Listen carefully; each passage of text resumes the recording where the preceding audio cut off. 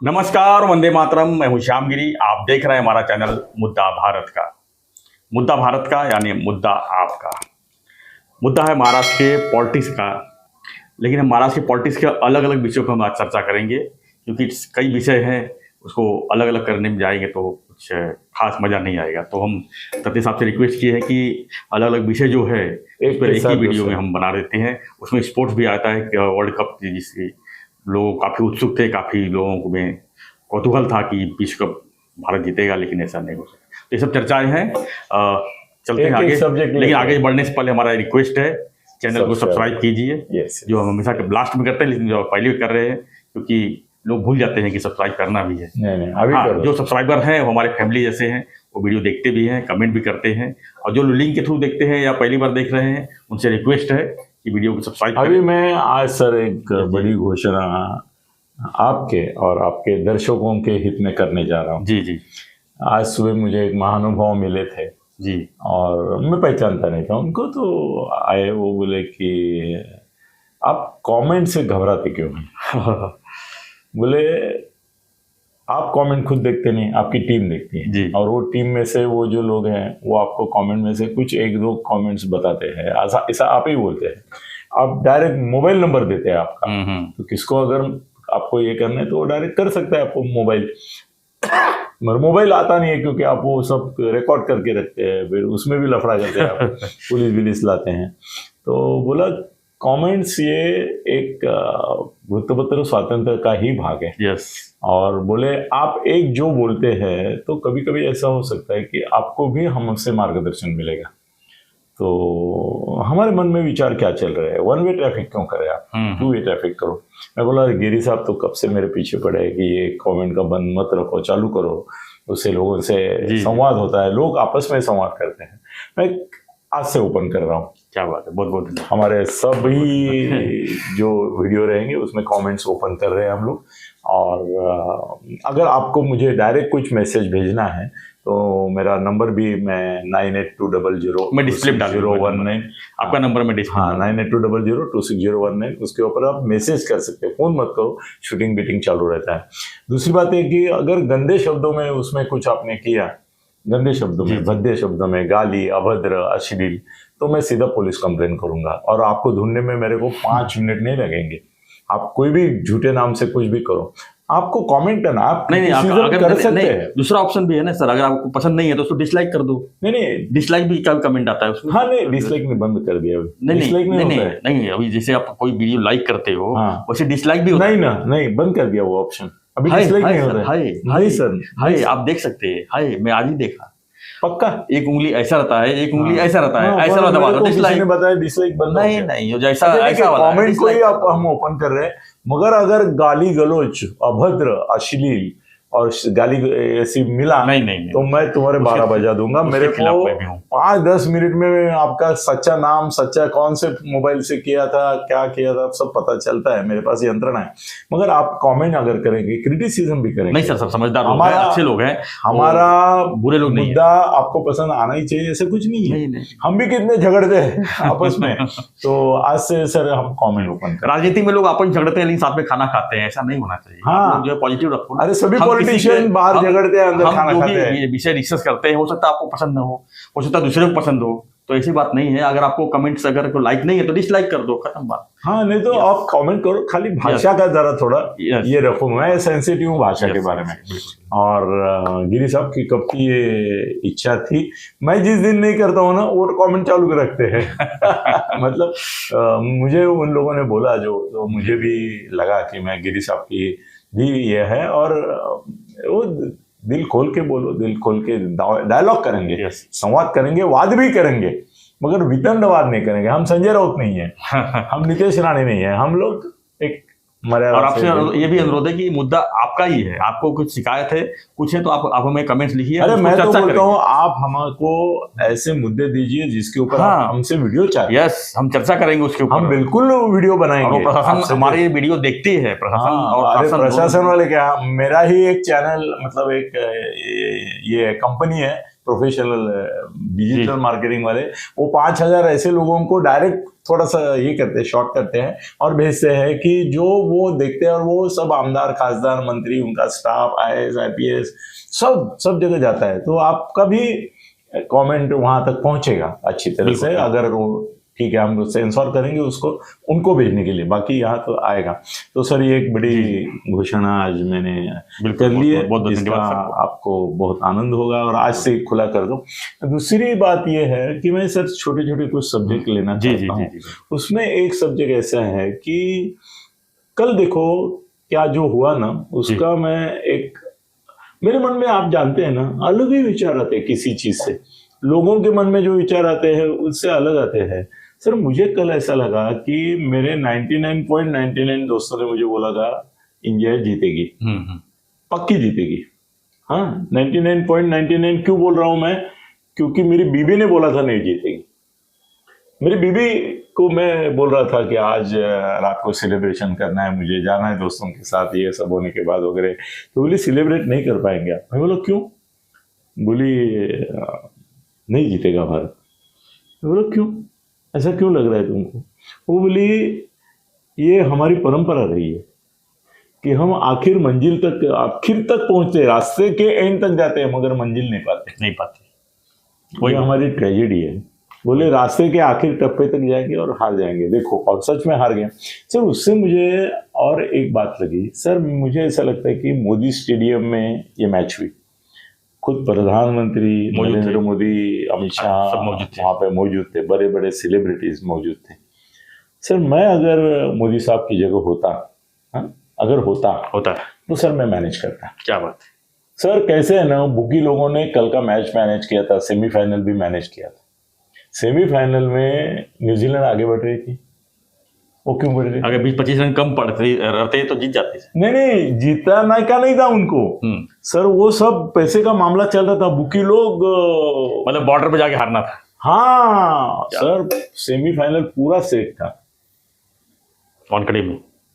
हाँ, मुंबई में हुआ, पूरा सेट था, पूरे दुनिया को मालूम है। तो फाइनल क्यों नहीं सेट हुआ सर? एग्जैक्टली मैं जब फाइनल सेट हो सकता है, फाइनल सोच रहा हूँ कि मैं अगर मोदी साहब की जगह होता और मोदी स्टेडियम में मेरा ये कार्यक्रम होता और वो भी अहमदाबाद में होता, तो मैं सेट करता था। ऑस्ट्रेलिया वालों को जो चाहिए वो देता था और बुकी लोगों को बोल देता मेरे को कुछ करने की जरूरत नहीं है। क्योंकि क्या है ना, कल का बुकी लोगों ने सर ये घुमाया, ऐसा मुझे लगता है। क्योंकि सब लोगों ने पैसा कहाँ लगाया था? इंडिया पे। इंडिया जीतेगा करके सर वो हार गए। सर कितना बड़ा लाखों करोड़ों का अलट पलट हो गया होगा। जिन लोगों ने ऑस्ट्रेलिया पे लगाया वो हार्डली 1% रहेंगे, उनको तो प्रॉफिट मिला। और बुकी लोगों को कितना मिला? ये सब डूब गए, सब बुकी के पास गया। मेरे को तो लगता है मोदी साहब ने कुछ सेटिंग नहीं किया, मैं करता, मगर बुकी लोगों ने किया, ऐसा मेरा है ना। कि उसके बिना सर इतनी बड़ी हार वो भी इस तरह से नहीं होती थी अपनी। ये जानबूझकर सर क्रिकेट का खेल है, अनिश्चितताओं का खेल है, अंतिम गेंद तक कुछ कहा नहीं सकता। लेकिन क्या खाली भारत के लिए? ये नियम तो ऑस्ट्रेलिया को भी लागू करता है। 5 छठवां विश्व कप जीता वो लोग ने, 6 विश्व कप जीते, 8 बार फाइनल पहुंचे। उनके लिए अनिश्चितता का खेल नहीं, वो बिंदास खेलते, बिंदास जीतते। तीसरी बाकी लोग को भी करना चाहिए। अभी भारत के लिए अनुकूल परिस्थिति थी।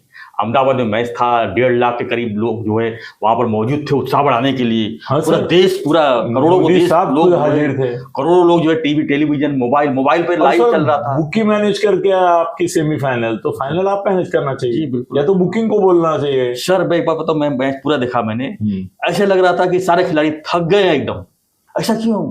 10 मैच का जो हीरो थे वो दिख ही नहीं रहे थे, वही हीरो खेल रहे हैं, ना बैटिंग में ना बॉलिंग में। पूरा मैच ऐसा लग नहीं रहा था वही 10 मतलब कि मैच खेलने वाले विनर जो है प्लेयर है ये। नहीं। रोहित शर्मा निकाल दो, उन्होंने स्टार्टिंग अच्छा किया।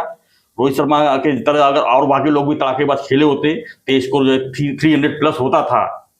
एक समय जो है ऐसा 10 ओवर में अगर 80 रन होता है तो 300 350 रन बन सकता था सर। और बैटिंग पिच था। मुझे तो लगता है बुकी का प्रेशर इंडियन टीम पे था। कुछ भी ऐसा लगता है, कुछ भी हो सकता है सर। कैसे है ना सर, एक अलग पॉइंट पे आपको लेके जाता हूं मैं जी।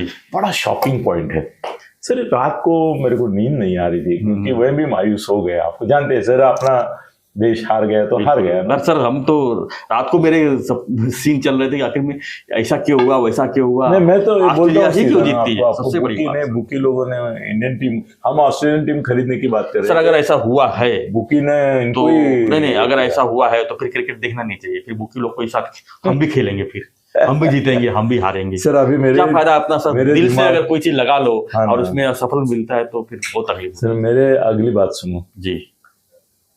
बड़ी धमाकेदार है, डेंजरस है। सर कल मोदी साहब को ऐसा लग रहा था कि वो जीतेंगे ये स्टेडियम में, मोदी स्टेडियम में, मोदी की मतलब उनकी जी। सर संजय राउत बोला वो सही है कि ये भाजपा की जीत होगी, इस तरह से उन्होंने उसको पूरा पेश किया था, इवेंट ही कर दिया था, ये पूरी भाजपा की जीत। मतलब अहमदाबाद में भारत जीतता है विश्व चषक, तो विश्व चषक भारत की टीम नहीं जीत रही है, भाजपा जीत रही है, मोदी जीत रहे हैं, मोदी है तो मुमकिन है, इस तरह से माहौल बनाया था। सर अभी सुनो, एक एक मेरा शब्द सुनो, शायद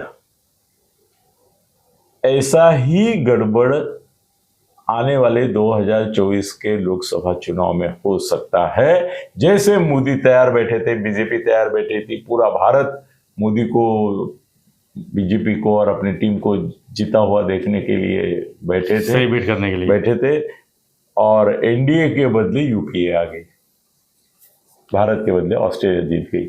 सर कहीं ऐसा ना हो कि इसी तरह का माहौल और ये बन रहा है मोदी जी का, जी जी जी, और आइन वक्त पर सर ऑस्ट्रेलिया जीत जाए। 2004 में देखे थे ना सर, वाजपेयी जी एकदम फुल मतलब कॉन्फिडेंस में थे, इंडिया शाइनिंग, और हर कोई तैयारी में था, और 6 महीना पहले चुनाव लगा दिए लोकसभा का कि तो जीतना ही है, लेकिन उल्टा हो गया पूरा, यूपीए सर मनमोहन सिंह की सरकार का बनी। जो मैच मैंने देखा उसके बाद मुझे लगा अगर ऑस्ट्रेलिया 100% भारतीय लोगों को मालूम था मुझे अंदाज था कि जीतेगी, फिर भी हार गई। सर जीतने के अलावा कोई दूसरा कोई बात ही नहीं कर, बात ही नहीं था, कोई बात, बिल्कुल हारने की तरफ कोई जा ही नहीं रहा था सर, कोई बोला भी नहीं सकता, फटका दे देते तुम क्यों आशु बोल रहे हो, जाता ही नहीं था कोई।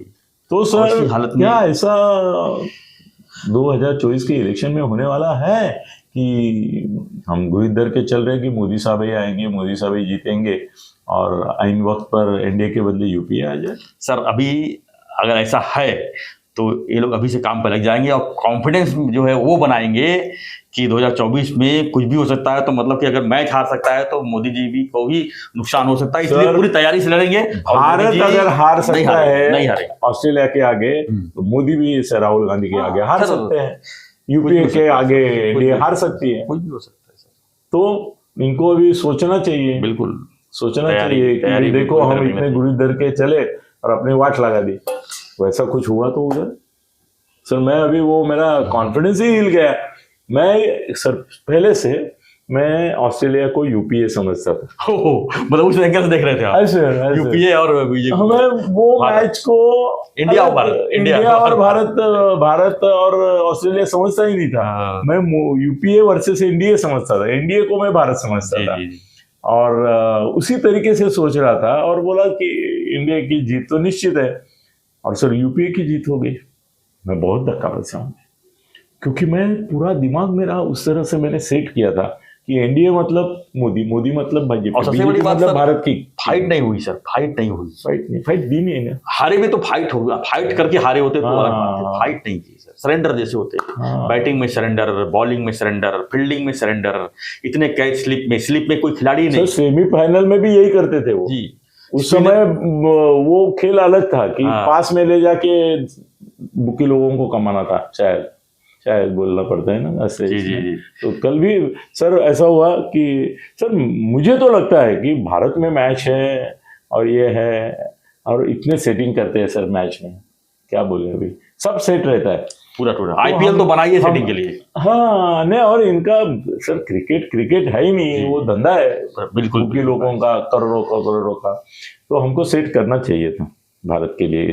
ऑस्ट्रेलिया वाले क्या ज्यादा अपनी ये होते थे, वो मान जाते थे। और दुनिया में कितने हम सेटिंग होते हुए थे, सब कुश्ती में भी आपको मालूम है ना, समझो 1 लाख का तौर पे बोलता हूँ, 1 लाख का प्रत्येक है, 50 लाख का होता है, तो 25-25 लाख पहले ही बांट के रखते हैं दोनों को, ताकि एक में की जान नहीं ले 50 लाख के लिए, तो ऐसा होता है। तो सर ये बुरा हुआ और हमने मैनेज नहीं किया। मोदी साहब खुद सामने बैठ के हालात देख रहे थे, ऐसे ही हालात उनको बीजेपी के होते हुए या एनडीए के होते हुए दिखाई न दे, ये भगवान को प्रार्थना है, क्योंकि हम चाहते हैं मोदी साहब आए। सर दूसरा एक पॉइंट है कि वो एक नामदेवराव जाधव करके लेखक है जी, तो कल उनको पुणे में काली फांसी, ब्लैक किया गया, ब्लैक शाही इंक उनके ऊपर डाला गया। सर इसमें देखो मजा कैसे है कि उन्होंने कम से कम 2 दिन पहले से, जब से वो शरद पवार जी के बारे में कुछ ना कुछ बोलते रहे, तब से उन्होंने ये किया था कि मेरे पर हमला होगा, ऐसा बोलते थे, और मुझे पुलिस प्रोटेक्शन दो नहीं तो मुझे मार डालेंगे, ये भी बोलते थे। और नामदेवराव जाधव लेखक है, 12-15 उनकी किताबें हैं और विद्वान भी है वो जी, और अपने मुद्दे पे वो कायम रहते हैं। तो उन्होंने शरद पवार साहब के बारे में कुछ बोला था उसमें कि वही जिम्मेदार है वगैरह वगैरह। कौन सा ये इसका जो रिजर्वेशन का प्रॉब्लम ना, मनोज जनांगे ऐसा नहीं, रिजर्वेशन का जो प्रॉब्लम हुआ वो उनकी वजह से हुआ, ऐसा मतलब उनकी वजह से जो है रिजर्वेशन हो नहीं सका, ऐसा उनका आरोप था। तो सर बहुत से लोग बोलते हैं इस तरह से, कितने का सोशल मीडिया पे बोलते हैं ऐसे, कहने किसी के बोलने को महत्व आता है, किसी के नहीं आता है, वो अभी बहुत ज्यादा फिगर में है ना सर। ऐसे गली के किसी के फालतू आदमी को बोल के कुछ करेंगे तो फायदा नहीं है ना, मारेंगे या काली फांसेंगे, न्यूज बननी चाहिए ना उनको भी। नामदेव जाधव जो है, नामदेव जाधव बड़ा नाम है। तो सर इसमें मजाक देखो, मैं एक गवर्नमेंट की पॉलिसी क्या होती है इसके बारे में मैं आज एक खुलासा करने जाऊँ, कुछ उदाहरण देके आपको। सर कैसे है ना कि नामदेवराव जाधव ने बोला था कि मेरे ऊपर हमला होगा, मुझे सुरक्षा दे दीजिए, ये भी बोला था। सर मैं देख रहा हूँ कि वो पूरा, अभी हमने देखा वो स्ट्रिप जी, उनके ऊपर जो हमला हुआ, सर सिर्फ एक पुलिस है, वो उनको इस तरह से पकड़ के बचाने की कोशिश कर रहा है, और बाजू के जो कार्यकर्ता है एनसीपी के, वो उसको काली भी फांस रहे, फटके भी दे रहे, ये कर रहे, पुलिस को भी पड़ रहे। और सर आप ये सोचिए, जो आदमी इतना कंट्रोवर्सी में फंसा है और डायरेक्ट शरद पवार से जिसने पंगा लिया है, और एनसीपी ने जाहिर किया था सुबह प्रेस कॉन्फ्रेंस लेके कि इनको हम इन फेंकेंगे, लगाएंगे, हाँ जाहिर किया था, बिंदास उन्होंने जाहिर किया था। अभी अपने यहाँ सर कायदा और सुव्यवस्था ऐसी है कि खुला करके आप बोल सकते हैं, मैं मारूंगा, डालूंगा, करूंगा, कुछ भी बोल सकते हैं। तो एनसीपी वालों ने बोल दिया था कि इसको जहां मिलेगा हम मारेंगे, इसको काली फांसेंगे। तो अभी सरकार को भी मालूम था कि इनको काली फांसने के लिए, मारने के लिए, फटके देने के लिए लोग आने वाले हैं, इनको भी मालूम था, इन्होंने भी जाहिर किया था कि मुझे मारेंगे। तो निकलना नहीं चाहिए था सर? नहीं, ऐसे कैसे, वो डरपोकपना होता है सर। मेरे को अभी धमकी आती है तो मैं थोड़ा नहीं निकलता हूँ, मैं तो उल्टा रास्ते पे जाके बैठता हूँ। वो नहीं, वो तुम्हारी हिम्मत है तो बोलो, नहीं तो बोलो मत, पीछे दम है ना तो ही बोलने का, नहीं तो नहीं बोलने का। इसने बोला तो उसका जो ये होगा सर, मुझे सरकार का गम मत लगता है सर। इतना अगर 3 दिन से वो बोल रहा है, एनसीपी ओपनली उसको बोल रही है कि हम आप ये करेंगे। जब ये हादसा हुआ सर, एक पुलिस, सिर्फ एक पुलिस, दो तीन तो रहना चाहिए कम से कम सर, 4-5 रहने चाहिए ना उसको। अगर सच में आपको बचाना है तो 4-5 लोग रहने चाहिए पुलिस वाले, उसको घेर के, या नहीं हुआ इस तरह से देखे, पहुंचने ही नहीं चाहिए उनके यहाँ तक। सर हमारे यहाँ चंद्रकांत दादा पाटिल मिनिस्टर के ऊपर भी स्याही डाली, एक बार नहीं 2 बार डाली, आसानी से एकदम, कोई रोक-टोक नहीं। और सर कैसे है ना, आज स्याही डाल रहे हैं, कल एसिड डालेंगे, कुछ भी पॉसिबल है ना। यस, ये भी हो सकता है, और आपकी पुलिस कुछ नहीं करी है। सर मुझे ऐसा लगता है कि कभी कभी ऐसा होता है कि सरकार भी चाहती है, मैं बाद में उदाहरण देके आपको बताऊंगा, कि थोड़ा जो एक गर्माहट निर्माण हुई है वो थोड़ा फटका बैठे इसको भी, और लोगों का भी गुस्सा जो है वो प्रकट हो जाए एक बार। नहीं तो वो गुस्सा अगर अंदर से उमलता रहता तो वो सरकार की तरफ आता है जी। याद रखिए, अगर वो आदमी इनके हाथ में नहीं मिला और उसके फटके देने के मतलब मामला थोड़ा डाइवर्ट हो, मामला उसके ऊपर ही रहे इसके लिए होता है सरकार जानबूझकर। अभी एक पुलिस दिया, 4 पुलिस दे सकते थे उसको और बचा सकते थे, है कि नहीं जी? बट नहीं बचा, अब दिया रहेगा। हाँ, अब दिया रहेगा, अब दिया, उसका क्या फायदा, उसको तो मार गए वो। तो सर ऐसा ही थोड़ा सा एडिशनल हो गया था कि जहाँ जहाँ पे संस्थाएं पे इसके ऊपर हमले होते हैं, आजकल डिक्लेयर करते हैं और बाद में करते हैं जी। पुलिस बाद में पंचनामे के लिए जाती है। वो अभी सरकार का खासियत है कि उस समय अगर 4-5 पुलिस होते तो इसको मारते नहीं थे, कालिक नहीं फांसते, मगर सरकार चाहती है कि थोड़ा हवा निकल जाए, सरकार के ऊपर नहीं आ जाए, वो मार खाए थोड़ा सा, वो ये करे थोड़ा सा कालिक बिलिक ये हो जाए, उनको अलाउड किया। सर अज्ञात इस्लामान विरुद्ध गुना तो टीवी पे दिख रहा है, उसमें सो एक दो को तो मैं पहचानता हूँ, अपने एनसीपी के ही वो लोग हैं, पवार साहब के ही लोग हैं, तो मैं पहचानता हूँ उनको। तो पुलिस बोल रही है अज्ञात लोकांच्या विरुद्ध गुन्हा, कुणाला अटक नहीं, वो दिख रहे हैं सब लोग, और सब पूरे पूना के वो फेमस लोग हैं, सब कार्यकर्ता है। वीडियो भी उन्हीं लोग ने बनाया, हाँ वीडियो भी उन्हीं लोग ने बनाया है। हाँ वो कैसा बचा के उसको गाड़ी में ढकेल के, वो पुलिस वाला जो था वो हिम्मत बहादुर था, पुलिस के अकेले ने उसकी कोशिश की, मगर क्या करेगा, वो भी मार खा रहा था। एक अकेला क्या पुलिस को भी मारते अभी सर, ये कश्मीर हो गया अभी पुलिस को भी मारते। जारंगी भी इसलिए बड़ा हो गया था। अरे वो और एक अलग बात है, उसके बारे में बोलना हो रहा हूँ, मेरे पास कुछ है अलग। तो सर कैसे है ना कि एक बार ऐसा हुआ कि ये कैसा करते हैं, ये गवर्नमेंट की पॉलिसी है कि हवा निकलनी है तो दूसरी ही डाइवर्शन में डाल देने का उसको, और मार भी पड़े किसी को तो वांधा नहीं। सर अभी देखो कि मराठा समाज का गुस्सा जो था वो उमड़ रहा था, उबल भी रहा था, तो और वो लाठीमार की वजह से गड़बड़ हो गया था पूरा। मतलब लाठीमार नहीं होता तो ये जारंगी निर्माण ही नहीं होता था, सवाल ही नहीं उठता था, निर्माण ही नहीं होता था। तो लाठीमार की, और शरद पवार गए, राज ठाकरे गए, उद्धव ठाकरे गए, मुख्यमंत्री गए, मंत्री गए, जज गए, ऐसा करके कोई बचा ही नहीं, हवा बना है उसका, स्टेट का सभी लोग गए। आप याद रखो, ये प्रकाश सावंत का घर जला है, क्षीरसागर का घर जला है, राउत का होटल जला है, वो जला नहीं दिया कि नहीं पुलिस ने? क्यों सर? इसके पीछे का राज सुनो। अभी इसमें एक ही डेंजर ऐसा था कि वो प्रकाश सावंत के अंदर था, वो जल जाता था, जिंदा जला देते थे उसको, ऐसा हुआ ही था ऑलमोस्ट। वो कैसे बच गया उसका भगवान का ये था। वो क्षीरसागर के घर में तो 12 बच्चे थे, उन्होंने तो किसी तरह बाहर निकाल के उनको दे देने, तो बच्चों के साथ भी मर जाते थे। सर सरकार को ऐसी परवाह नहीं रहती, उनको ऐसा लगता है कि ये 2-4 मर भी गए तो कोई वादा नहीं, मगर समाज का जो उबलता हुआ गुस्सा है, ये जो क्या बोलते हैं गुस्सा, ज्वालामुखी का ये है, वो डाइवर्ट हो जाए। और थोड़ा ऐसा भी होता है कि ये 2-4 लोगों का क्या होना है वो होने दो, समाज थोड़ा सा डिफेंसिव में जाता है, ऑफेंसिव के बदले कि अरे ये तो जला दिए लोगों ने। फिर लोगों में प्रतिक्रिया अलग होती है, लोग बोलते हैं अरे ये क्या बात होगी, आंदोलन के लिए आपने आमदार को जिंदा जला दिया, दूसरे आमदार को फैमिली के साथ जिंदा जलाने की साजिश की, राउत का होटल जलाते थे। तो थोड़े लोग नाराज हो जाते हैं, फिर वो संगठन। अभी देखो उसके बाद जरंगे हर बार क्या बोलता है, शांतता नहीं करा, आंदोलन करो था। सर गांवबंदी भी ऐसी ठंडी पड़ गई थोड़ी, वो जैसे लाठीमार नहीं होता तो जरंगी नहीं बनता, वैसे क्षीरसागर और साळुंखे के घर अगर वो हमला होकर जालपाल नहीं होती थी तो सर यह आंदोलन अलग अलग तरह से जगह जगह पे भड़कता था। अभी डिफेंसिव पे गए, अरे बाप रे वो तो मर जाता था, फिर मामला कठिन होता। सर अभी तक उनको पुलिस वाले जो है वो उन्होंने पकड़े हैं, मगर किसी के ऊपर कुछ ठोस कार्रवाई नहीं दिख रही है अभी तक, लेनी ही नहीं है उनको, फॉर्मेलिटी खाली चल रहा है, फॉर्मेलिटी चल रही है कि ये नहीं बोले कि पकड़ा नहीं और ये नहीं बोले कि कार्रवाई की। जारंगे तो अभी पैरेलल समांतर मुख्यमंत्री ही है, बिल्कुल वो तो वही तो गृह मंत्री है महाराष्ट्र का जारंगे। उसने बोला किसी बच्चे के ऊपर ये नहीं करने का, केस नहीं करने का, अगर बोल दिया ना उसने, सुन लिया। हमारी सरकार है थोड़ी, उनकी उसकी सरकार है, उन्होंने सुन लिया, वो छोड़ो वो बात अलग है।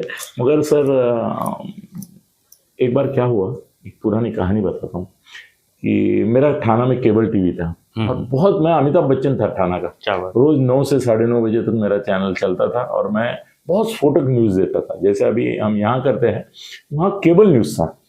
तो केबल न्यूज़ पे ऐसा हो गया कि आनंद मेरा, देखिए साहब मेरे दोस्त हैं, तो मेरा कैमरा से लेके सब उन्होंने ही दिया था मुझे।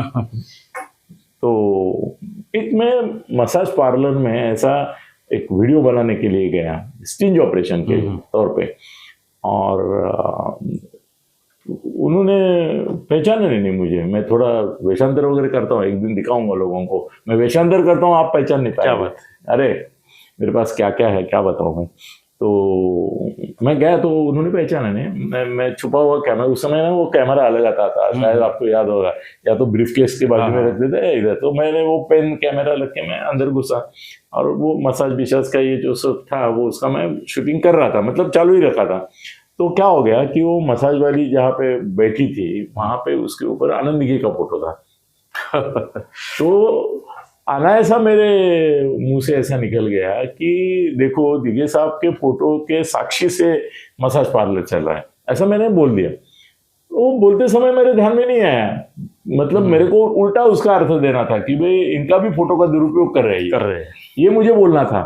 मगर उनके कुछ लोगों ने उसका अर्थ ऐसा लिया कि देखो दिघे साहब का फोटो लगाया हुआ है, वहां पे मसाज पार्लर चल रहा है, तो वो गुस्सा हो गए।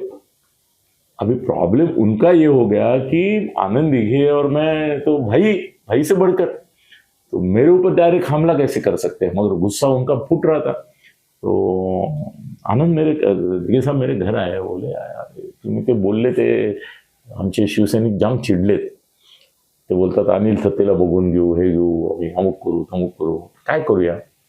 सर मैं ऐसे सलाह भी बड़े लोगों को देता हूँ, गुस्सा कैसा डाइवर्ट करने का। इसके बहुत मामले में बताऊंगा सर, महाराष्ट्र हिल जाएगा, कब कब क्या क्या किया है मैंने, तो वो दिमाग है मेरा। तो मैंने बोला अभी क्या तुम क्या सोच रहे हो, बोला कुछ तो ऐसा होना चाहिए कि ये गुस्से को थोड़ा सा ये मिलना चाहिए, जगह मिलनी चाहिए। तो तुम तो, मैं और तुम में कोई फर्क नहीं है, तो तुम्हारे ऊपर हमला हुआ तो लोग ये भी बोलेंगे कि भाई आनंद दिघे के लोगों ने अनिल सत्ते के ऊपर हमला किया, अटैक किया, और धर्मवीर मैंने तुमको बनाया है, ये भी लोग जानते हैं, तो वो ठीक नहीं दिखेगा। मैं बोला एक काम कर दो, अभी गुस्सा निकालना है ना तेरे शिवसैनिकों को, तो मैंने वीडियो बनाया, गलती मेरी है, वो बोला मैं उसको, मगर ये दिखाया किसने, बोला मोरे करके जो है यहाँ का केबल का नेटवर्क का, उसने दिखाया उस अटैक। तो मैं क्या बोला, तुम एक काम करो, तुम्हारे शिवसैनिकों को बोलो थत्ते साहब तो अपने हैं, उन्होंने वो बोला तो ठीक है हमारे थत्ते साहब है, पर ये हरामखोर को दिखाना नहीं चाहिए था। असल में ऐसा है कि वो केबल वाला थोड़ा देखता है क्या दिखा रहे हैं। अरे दिघे साहब ने उसको बोला था ये जो भी भेजेंगे दिखाना है, मगर दिघे साहब बोले आइडिया अच्छा है सर। वो हमारे टेमिनाका पे दातार करके न्यूज़पेपर के एजेंट जी हैं, जी, वो वहाँ के बैठता था, तो वो वहाँ बैठा था, तो दिघे साहब को पता चला कि वो वहाँ बैठा है दातार, यहाँ पे अरविंद दातार, अरुण दातार, वो भी सामने बैठे थे, और वो वहाँ बैठा है। तो उस समय ये नहीं था ना उसका, तो उनको मुझे लँडलाईन पे फोन आया, बोले तो मोरे तिकडे बसला आहे, तर जरा ठोकू का त्याला। मी म्हटलं जास्त नका मारू त्याला, कारण त्याची तशी चूक नाही, माझी चूक आहे म्हटलं झालीच तर। नाही म्हणे तेवढं काय माहिती, आमचे शिवसैनिक भयंकर गरम आहेत, कुणाला तरी मारल्याशिवाय त्यांचं समाधान होणार नाही। म्हटलं द्या 2-4 ठेवून। सर उन्होंने वहाँ ही शिवसैनिक रहते ही, वो बोले कि वो जो केबल पे आया है कल, उसमें थत्ते साहब का कोई दोष नहीं है, जिसका ये इसने जानबूझकर वो केबल पे डाला है। सर गए ना, और ये उठे धड़ाधड़ उसको मारना चालू कर दिए, और बाद में दिघे साहब खुद गए वहाँ पे, क्योंकि उनको वो फिनिश भी करना था। वो गए और उसको बोले तेरे को क्या शर्म लज्जा है कि नहीं, तुमने कैसा दिखाया, ये किया वो किया, अगर उसको गाली गलौज किया। और उनके पास रिवॉल्वर था, मालूम नहीं मुझे क्या अथोराइज था अनअथोराइज था, रिवॉल्वर था। रिवॉल्वर निकाला, उसका उल्टा दांडू होता है ना पीछे का, बोले कि उसके सर के ऊपर मार दिया जोर से, खून बहने लगा। अरे वाह। अभी मेरा अरविंद दातार, अरुण दातार भी हमारे दोस्त, दिघे साहब के भी दोस्त थे, तो अरुण का मुझे, मैं हेडक्वार्टर में बैठा ही था, क्या हो रहा है उधर, तो वो बोले त्याचं डोकं फोडलं साहेबांनी। सांगता ना आता बस झालं, तो वो मैटर क्लियर हुआ। हाँ हो गया, और वो चले गए। सर शिवसैनिकों का गुस्सा ठंडा हो गया कि भाई कुछ तो किया, और केबल भी मत तोड़े। सर गम्मत अशी कि मेरा वीडियो दिखाने के कारण उसको तो मार पड़ी ही, थाना में कम से कम 10-15 लाख रुपए के केबल डला दिए, तोड़ दिए। केबल पे दिखाया करके, मतलब मेरी वजह से नुकसान देखो उनका कितना हुआ, पर मेरे को दिखे साहब ने बचाया। वो बोले तुमको कुछ नहीं होना चाहिए मगर संताप तो आना चाहिए। सर मेरे को लगता है सरकार भी यही करेगी कि नामदेव जाधव को फटका पड़ाना, लोग शांत हो गए, खुश हो गए कि भाई चलो हमने कोई प्रतिकार किया। उनको भी चाहिए ना अपने नेता के बारे में कुछ बोला तो। सर ऐसा ही दूसरा किस्सा ऐसा है कि जितेंद्र आव्हाड का जो ये है पट्टू, अभी नहीं है वो, अभी खिलाफ गया है, तो शहर अध्यक्ष था आनंद प्रांत पे, तो मैंने बोला ये गुड़ाचा गणपति है तो उससे क्या किया, एक 25-50 लड़कों को कलेक्ट किया और बोला हम फतेह साहब के घर में मोर्चा निकालेंगे। तो ऐसे बच्चे जमा होते तो जितेंद्र का पूरा टैक्ट ये रहता है, जितेंद्र को किसी ने फोन करके बताया कि आनंद प्रांत ने बोला है मोर्चा निकालना है, फतेह साहब के घर जाना है, निदर्शन करना है और उनको कालिफ पे फांसना है। ये भी तो था, शाही का बाटल लेके निकले थे। तो जितेंद्र ने जैसा सुना उसने डायरेक्ट पुलिस कमिशनर को फोन किया, बोला अनिल थत्ते माझे मित्र आहेत, त्यांना काय व्हायला नाही पाहिजे, पण ते आगाऊ आहेत, ते येतील यांच्याशी भांडायला खाली। तो आप एक काम करो, अभी तुरंत एसीपी डीसीपी जो भी आपका स्टाफ है वो थत्ते साहब के घर भेजो और कम से कम 20-25 पुलिस, 2-3 गाड़ियां, सब वो लोग अभी पहुंचे नहीं है, यहाँ से निकले वहां भड़क दो। सर वो लोग जब आए आनंद प्रांत पे और उसके 20-25 लोग थे, तो वो हैरान रह गए कि 3 पुलिस की गाड़ियां, पहले नीचे बड़े ऑफिसर की गाड़ियां। उससे पूछा कौन है, बोले एसीपी डीसीपी थत्ते साहब के साथ बैठे ऊपर। बोले क्यों, बोले नहीं थत्ते साहब नीचे आने के लिए निकले थे। वो बोले नहीं मैं जाऊंगा उनके सामने, तो वो उनको मना रहे कि आप मत जाओ। तो बोले अभी क्या, वो बोले आप थोड़ा घोषणा दीजिए, आप भी आए हैं इतना दे दीजिए, कुछ मत करो मत, क्योंकि हमको तुमको उठाने का यह है ही। सर 2-4 घोषणा दी उन्होंने, इन लोगों ने मुझे छोड़ा ही नहीं नीचे, मैं चाहता था नीचे जाके दंगा करूं। तो पुलिस ने फिर उनको बोला कि अभी चलो गाड़ी में बैठो, वो सीधा जाके गाड़ी में बैठ के चले गए, नगर पुलिस स्टेशन ले जाके छोड़ दिया उनको भी। मगर ये देखो की जितेंद्र आव्हाडने मुझे बोला, मी म्हणलं का रे तू त्यांना अडकवलं नाही, तू माझ्या घरावर आले म्हणजे काय, एवढी हिंमतच कशी झाली माझ्या घरी अशी। मला साहेब थोडं हवा जाऊ द्या ना, कुकरची शिट्टी वाजली ना म्हणजे थोडी वाफ जाते, थोडंसं तुमच्या विरोधात तुम्ही काय बोलले त्याला, गुड़ाचा गणपति कमी झालं, पुष्कळ काय काय बोललो तो। सर ये ऐसा मैंने गवर्नमेंट में भी, मतलब जिन मिनिस्टर 6 मिनिस्टरों का मैं चीफ मिनिस्टरों का दोस्त रहा हूँ, तो उनको भी कई बार मैंने ऐसा सलाह दिया है कि ये डाइवर्ट करो, आपके ऊपर जो आ रहा है वो डाइवर्ट करो। डाइवर्ट करने के लिए जो क्रोध है वो कहीं ना कहीं तो निकलना चाहिए। अभी आपको क्या लगता है, जरांगे के मीटिंग होते हैं जी सर, अगर सरकार ने तय कर लिया तो किसी को भी मीटिंग करने से रोकते हैं, रोकते क्या नहीं? बिल्कुल। कल वो तुम्हारा इसका मेरे ख्याल से जमील काजी है ना औरंगाबाद का खासदार, मेरे ख्याल से इसका भी एक मंत्री भी किसी को रोका उन्होंने कि आप जाओ मत उधर, और एमआईएम के भी किसी को रोका, सर जाने नहीं दिया उनको, वो भी वापस चले गए। लॉ एंड ऑर्डर दिखाते हैं कि लॉ एंड ऑर्डर खराब हो गया। और सर 10 बजे के बाद तो सुप्रीम कोर्ट का ऑर्डर है, आप कर ही नहीं सकते, वो शिवसेना हो कोई भी हो।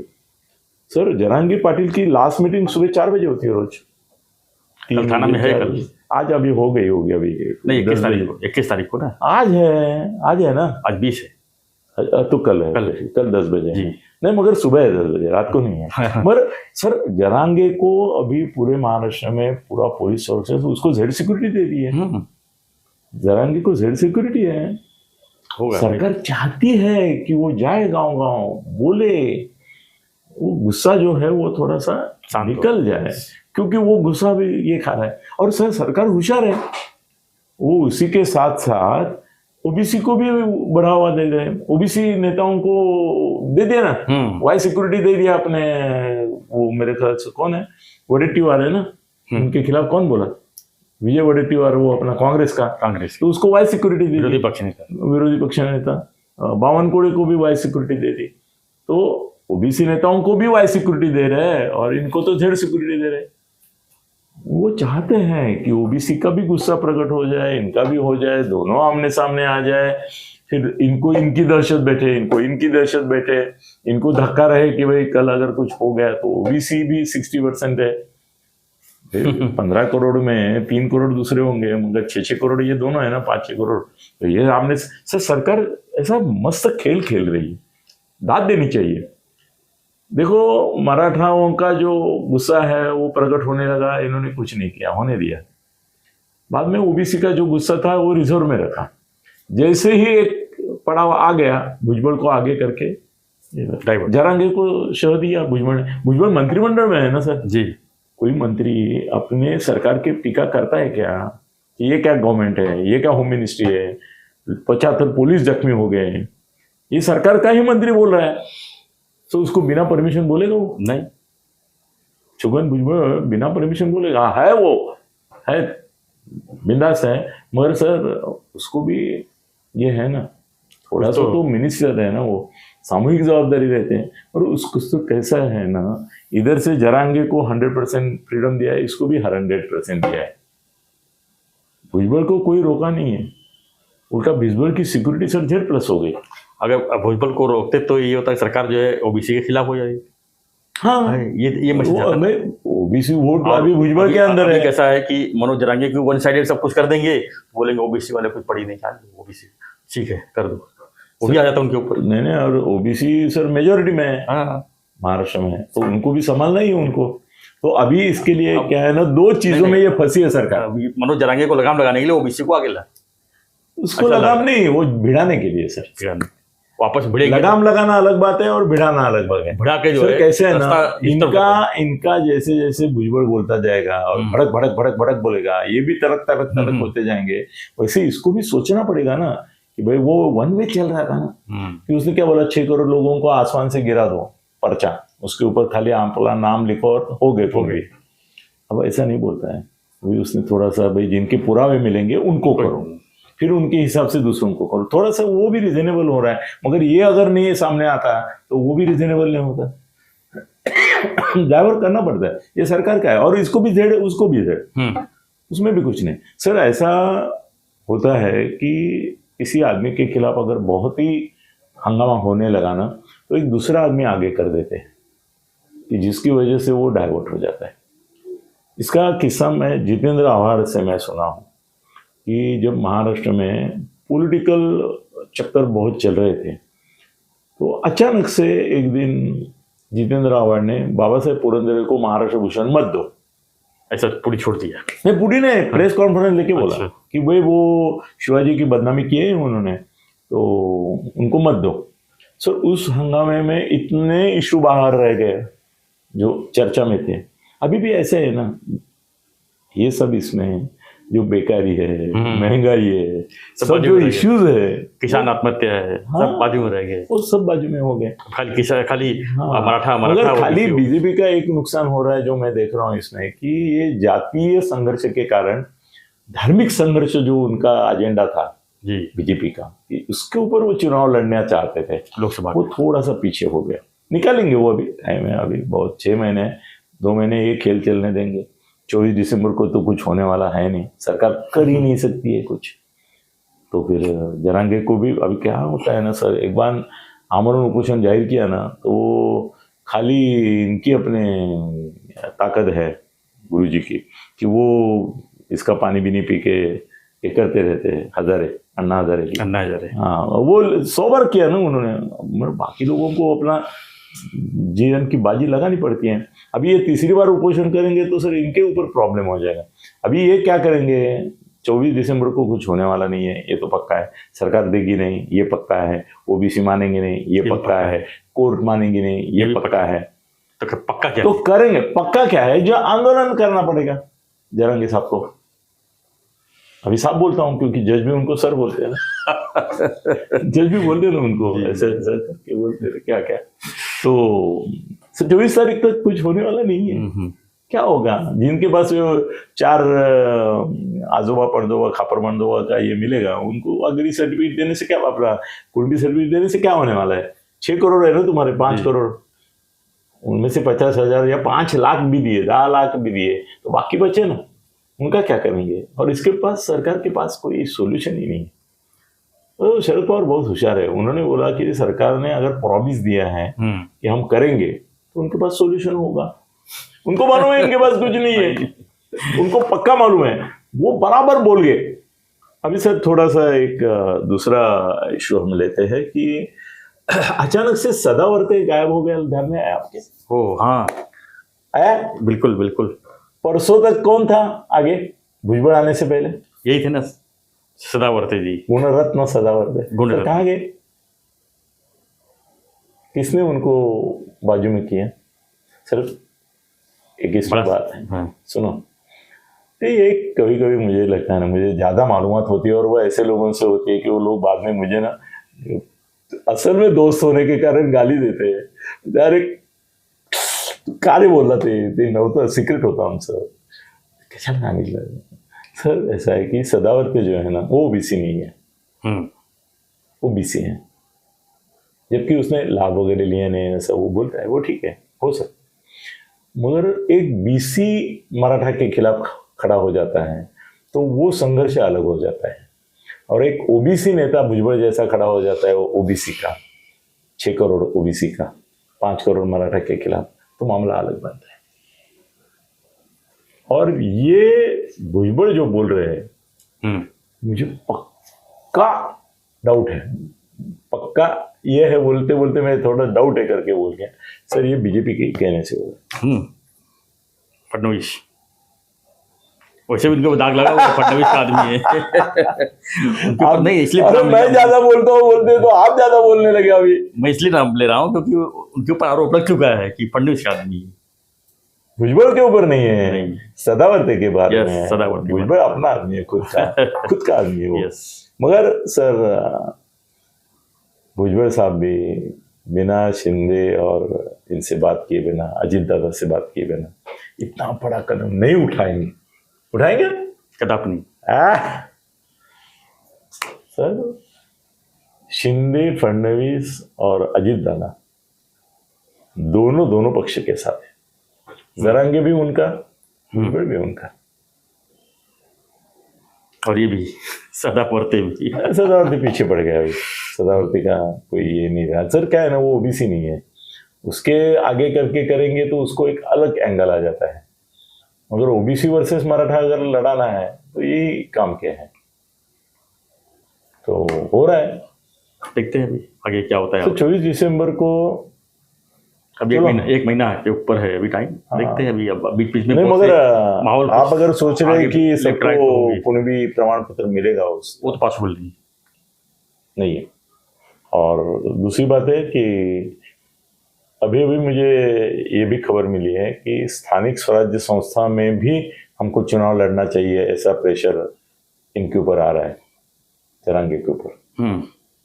उनके लिए पार्टी निकालना अभी धीरे धीरे आवश्यक हो जाएगा। उसमें जैसे ही वो पार्टी निकालेंगे सर, उनके पक्ष में गए हुए लोगों में से जो पार्टी में है अलग अलग, वो अलग कैसे रहेंगे उनके साथ। अभी कांग्रेस वाला है 50 साल से 25 साल से, वो ये इशू पे उनके साथ है, मगर पार्टी निकाली तो नहीं जा सकता, उसकी करियर खत्म हो जाएगी। उसने 25 साल इधर काम किया है तो वो नहीं जाएंगे, और भुजबल को पार्टी निकालने की जरूरत नहीं है। उनके साथ में कई केजरीवाल बैठे होंगे ना, अगर लेफ्ट राइट आगे पीछे किस कोशिश में होंगे ना, जरांगे के साथ में। हाँ होंगे सर। देखो मैं बोलता हूँ, ऐसा बोलना नहीं चाहिए, अहंकार हो जाएगा। जरांगे के पीछे किसी अनिल सत्य का दिमाग है, मेरा नहीं है और किसी का है सर। जिस तरह से वो पब्लिसिटी कर रहा है सर, कल थाना में मैंने देखा, कम से कम कुछ नहीं तो शाम को मैं गाड़ी से गया, सब इसके ऊपर जैसे मुख्यमंत्री के पोस्टर लगते हैं वैसे बड़े बड़े पोस्टर लगे, होर्डिंग लगे, ये लगे, देखा तो मैं साधारण मेरा अंदाजा होता है कितना सर, कम से कम 25-50 लाख का खर्चा हुआ है कल शाम को बैनर के पीछे। हाँ, कौन कर रहा है? कोई तो है, वो कौन है? भलाई कोई रहोगे। और ऐसे गांव में हो रहे हैं, जहां देखो वहां पोस्टर लग रहे, बैनर लग रहे, ये लग रहे। मनोज जरांगे को कोई पैसा नहीं दे रहा है, पैसा खर्च तो विपक्ष का ही होगा ना पैसा। नहीं ऐसा कुछ नहीं है, ऐसा पक्ष का भी हो सकता है, किसी भी पार्टी का हो सकता है, वो जात के इसके ऊपर हो सकता है। मैंने परसों बताया ना कि एक बड़े उद्योगपति है, उन्होंने मराठा है वो, तो उनको अच्छा लगा ये झगड़ रहा है बेटा, तो उसको 1 करोड़ दे दिए।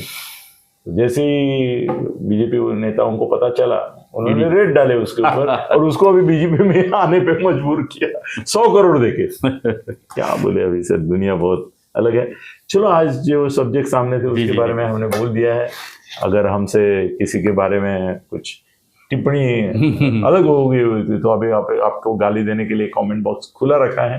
अभद्र और गलीच गालियां वगैरह मत दीजिए, मैं ढूंढ के चुन के मारूंगा, इतना याद रखो। मगर आपका क्रिटिसिज्म वेलकम। नहीं सर, अच्छे लोग हैं, कोई गाली नहीं देता। क्रिटिसिज्म वेलकम है। अभी देखते हैं ना सर, कल ही पता चलेगा गाली देने वाले कौन कौन है, उनका नंबर देता हूँ मैं आपको। तो बने रहिए हमारे साथ, देखते रहिए हमारा चैनल मुद्दा भारत का। हम अलग अलग विषयों पर रोज जो है आपके साथ रूबरू होते रहेंगे, और हमारा जो रिक्वेस्ट है वो फॉलो कीजिए, सब्सक्राइब कीजिए। हाँ सर, एक जी, ये अभी 5 राज्यों का चुनाव हुआ है जी, उसके एग्जिट पोल वगैरह भी। चुनाव नहीं हुए हैं, मतलब ये पूरा नहीं हुआ है, मध्य प्रदेश में हुआ है खाली। अच्छा। अभी राजस्थान बाकी है, छत्तीसगढ़ में भी बाकी है, तो हो जाएंगे। एग्जिट पोल नहीं आया, एग्जिट पोल नहीं आया है वो। चुनाव मतलब कि परिणाम के 1 दिन पहले आएंगे, तब तक चुनाव है अभी, तो अभी बोल नहीं सकते हैं। हाँ, मध्य प्रदेश का 1 ही दिन था, वो खत्म हो गया चुनाव। वहाँ के बारे में कोई जानकारी बता सकते हैं? मैं बोल देता हूँ। तेलंगाना छोड़ के सब बीजेपी की। क्या बात है। 4 और मिजोरम, मध्य प्रदेश, राजस्थान और छत्तीसगढ़। सर क्या है ना, जहाँ पे लोकल पार्टी जितनी पावरफुल है कि बीजेपी भी उनके सामने, उनके साथ ही, वो छोड़ो। मगर 3 को मध्य प्रदेश, राजस्थान, छत्तीसगढ़ पक्का मजा आएगा सर। आज सब ना बोल रहे हैं और हम हाँ बोल रहे हैं, देखते हैं आ जाएगा। ऑस्ट्रेलिया भारत जैसा तो नहीं होगा। धन्यवाद। जय हिंद, जय महाराष्ट्र, जय भारत।